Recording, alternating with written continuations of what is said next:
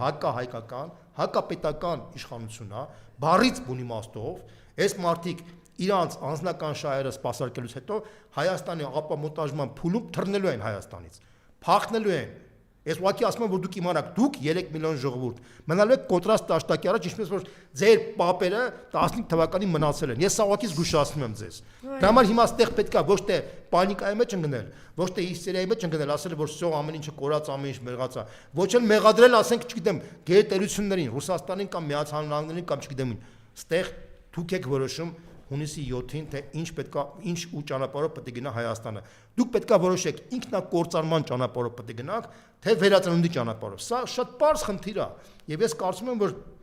մեր ժողովրդին համարել, որ մենք ավարտված անգրագետ ժողովուրդ ենք, որոնք էլեմենտար բան չենք հասկանում, դա վիրավորական է։ Ես ընդունում եմ այն փաստը, որ մեր ժողովուրդը բարձր զարգացած ժողովուրդ չի։ Ավելին կարամ ասեմ, որ մեր ժողովրդի բոլոր մակարդակներով մենք հետ ենք նույնիսկ Վրաստանից,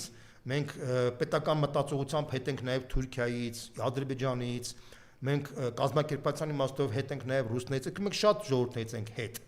բայց կներես մենք աֆրիկյան ժողովուրդներից տարբերվում ենք, մենք շատ հետամնաց ժողովուրդներից, որոնք, չգիտեմ, այսօր ծառների տակ են ապրում, մենք այդ ժողովուրդը չենք, մենք այնուամենայնիվ, չգիտեմ, կոստյում շարվար հակած գաղստուկ կամ ջեմպեր հակած ժողովուրդ ենք, որ գոնե ինչ-որ բաներ պատկերացնում ենք եւ մեզ համարել, որ մենք ավարտված հիմար ժողովուրդ ենք, որ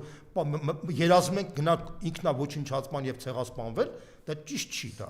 Ի վերջո, այս մարդուն խաբվել ենք մենք 18 թվականին, հա, մեր ժողովուրդը մեծ ամասամբ խաբվել է, որտեղ մարդիկ մտածում են, որ լավ երազանք է գալու, նոր բան է փոխվելու, մանավանդ որ շատ վատ բարքեր կային։ Հիմա մենք փոխանցներն են բերելու, հա։ Բան չունեմ ասելու, այդ խաբվել է եղել է նաև ուկրաինական ժողովրդի մոտ, վրացիների մոտ, ադրբեջան շատ ժողովուրդներ խաբվել են, գիտեք, քանի գունավոր հեղափոխություն է կատարվել։ Մոտավորապես 20 գունավոր հեղափոխություն է կատարվել վերջին 20 տարիների ընթացքում։ Սա ես ուղղակի ասում եմ, որ դուք իմանաք, այսինքն մենակ մեր ժողովուրդը չի հայտնվել այդ թակարդի մեջ։ Ինչպես որ վրացիները կորցրեցին Աբխազիան, Հարավային Օսիան, ինչպես որ Ուկրաինան կորցնում է իր 20 տարածքը, ինչպես որ ժամանակին Էլչիբեյը կորցրեց բանը, այսինքն բազմաթիվ մենք էլ կորցրեցինք մեր Արցախը, բայց Արցախի կորուստը